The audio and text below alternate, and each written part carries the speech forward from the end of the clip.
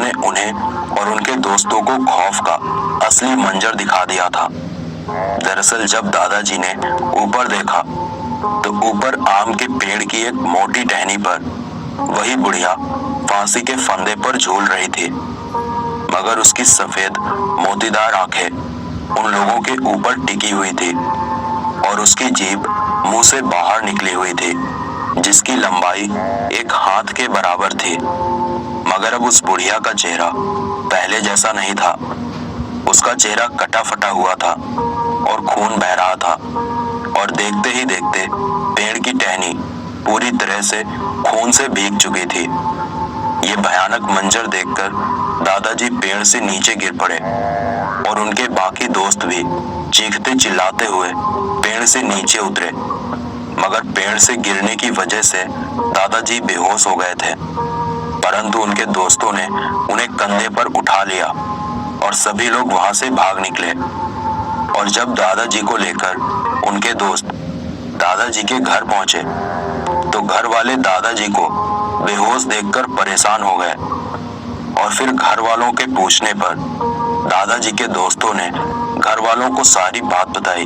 तो सारी बातें सुनकर घर वालों ने दादाजी के दोस्तों को खूब डांट लगाई कि चोरी करना गलत बात है।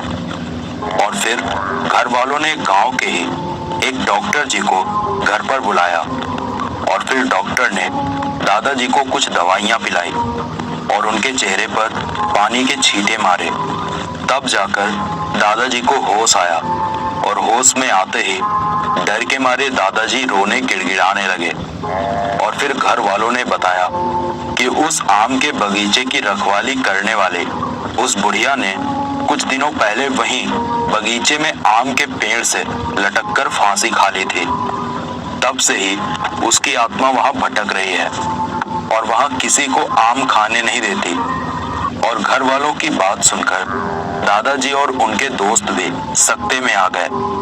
और फिर कभी दादाजी ने उस आम के बगीचे में जाना ठीक नहीं समझा, और आज भी दादाजी इस घटना को याद करके सहम जाते हैं। मेरे दादाजी के साथ घटी ये घटना बिल्कुल सच्ची है। मेरा नाम अनिल गोस्वामी है। ये मेरे साथ घटी बिल्कुल सच्ची घटना है। ये बात उस समय की है जब मैं आर्मी की तैयारी कर रहा था।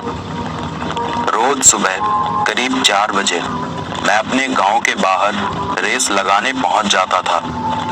मेरे साथ गांव के और भी लड़के रहते थे जो कि ठीक मेरी ही तरह अपनी किस्मत चमकाने के लिए फौज की तैयारी कर रहे थे।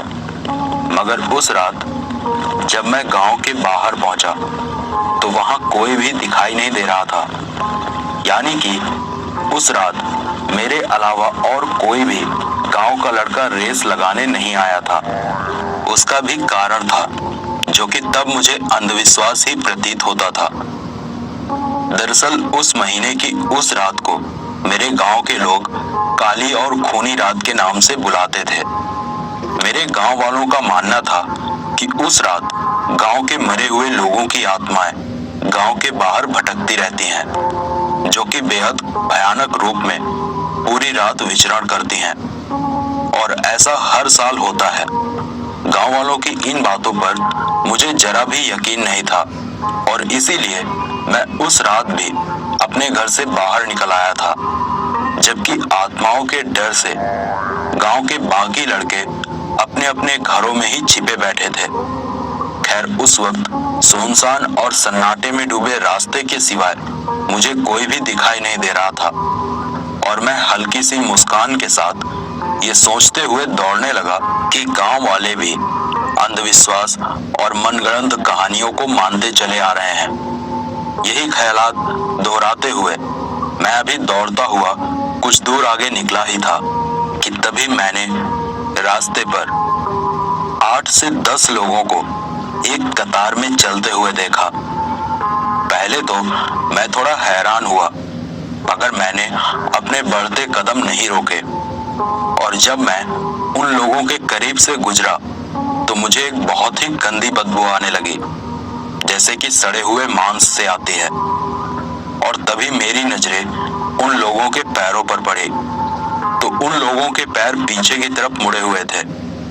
ये देखकर मेरे रोंगटे खड़े हो गए और मैंने थोड़ा आगे बढ़ते हुए जब उन लोगों के चेहरे पर नजर डाली तो उनके चेहरे कटे और फटे हुए थे और खून भी बह जा रहा था, जिसमें से कईयों का तो चेहरा इस कदर सड़ा और गला हुआ था कि किसी पानी से भरे गुब्बारे की तरह उनका चेहरा लटक रहा था और उन सब की आंखें हीरे की तरह बिल्कुल सफेद रोशनी में चमक रही थी।